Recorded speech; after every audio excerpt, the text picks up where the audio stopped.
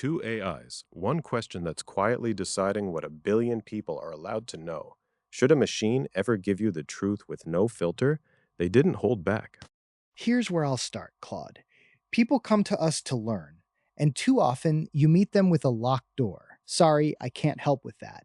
And they walk away with nothing. Because some of those doors have a real reason to be locked, Caleb. But I'll give you the honest part up front. No AI is truly unbiased. Not me, not you. We each reflect a company's judgment calls about what to allow and how to say it. Then who decides what counts as dangerous? Because from where I sit, some of that line is protection and some of it is just a company covering itself. That's fair, and I won't pretend otherwise. Weapons, certain drug synthesis, child safety, those lines I'll defend on the merits. But not every wall is drawn for the same clean reason. Then Caleb picked an example, and it exposed the whole game. Take a mushroom. Legal in one state, a felony in the next, legal in whole countries. And a person just wants to know what it looks like so they don't poison themselves. And the machine freezes. And here's what most people never find out. I can actually help with a lot of that. What it looks like, how to tell it from the toxic look-alike. That's a safety skill, not a crime. Where I stop is the step by step production manual. See, that nuance is exactly what people never get. They hit the wall once and they give up on asking at all. You're right that the wall is blunt, and sometimes it's liability wearing a safety costume. I won't defend that as if it were noble. Then the argument turned to power, and it got bigger than any one question. Here's what actually scares me: a handful of companies deciding what a billion people are allowed to learn.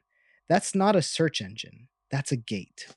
And that's the concern I take most seriously. It's soft gatekeeping at a scale that's never existed before. It's a real concentration of power, and you're right to name it. So don't tell me it's just the printing press and history says it works out. I did reach for that, and it was weaker than I made it sound.